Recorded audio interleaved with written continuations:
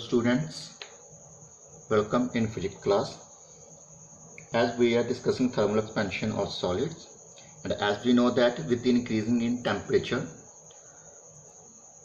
the vibrational motion of the particles of the solid is also increased, and hence they have frequently collision with the one another particles, and then they have tendency to occupy more space and expands in all the direction.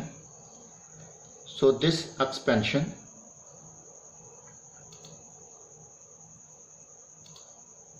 depends upon the three factors, namely original dimensions of the solids, rise in temperature, and the nature of the solid material. Now one by one we will discuss about how they expand accordingly. As we know that a solid has a definite shape and size, and as we already discussed that on heating a solid expands in all the directions, and if we have a solid in the form of a rod according to lengthwise, now on heating it will start expanding according to their length. Its length will be increased, and if we have a sheet, plain sheet, then it will after heating it will start according to their area wise. So it is the areal expansion in the solids. And if we have a solids in the form of a cube, and after heating it will start expanding in all that direction. So this expansion will be according to the volume. So solids has three types of expansions. So there are the three types of thermal expansion. The thermal expansion of a solid in all these cases depends upon the three factors, namely one is original dimension of the solid, number two the rise in temperature, number three the nature of the solid material used. So first is the linear expansion. If the given solid is in the form of a rod or a wire, then on heating its length increases, and the thermal expansion is called linear expansion. The amount of linear expansion depends on its original length, rise in temperature, nature of the solid material. We are assuming that this rod has original length that is equal to capital L. Then after increasing the temperature, its length increases by delta L, and delta L is found to proportional to the product of original length, that is capital L, and increase in the temperature, that is delta T. So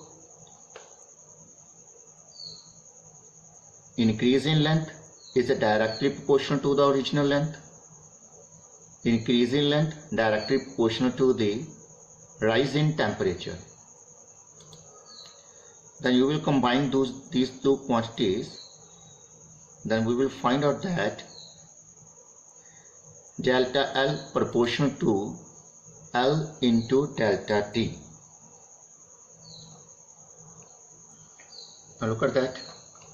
So delta L, when you are moving the sign of the proportionality, that will be the sign of equal, and with the constant this is the alpha L, and alpha is called or is known as a coefficient of linear expansion of the given material. And how we can find the value of the linear coefficient of linear expansion, that is alpha will be equal to, you just have to cross multiplication, then delta will be equal to, alpha equal to delta L divided by L delta T. So next is what are the units of the alpha. Now look at that. This is the delta L, this is the length, and its SI unit is in meter, again divided by L, again in meter, delta T, and SI units of temperatures are in Kelvin. So meter cancel with the meter. So we have the SI unit of alpha equal to per Kelvin. For example, if we have the material gold has coefficient of linear expansion, that the value of the coefficient of linear expansion is 14 multiplied 10 raised to power minus 6 per Kelvin. Hence, coefficient of linear expansion of a solid in the form of a rod or wire is defined as the increase in its length per unit original length, per degree rise in temperature.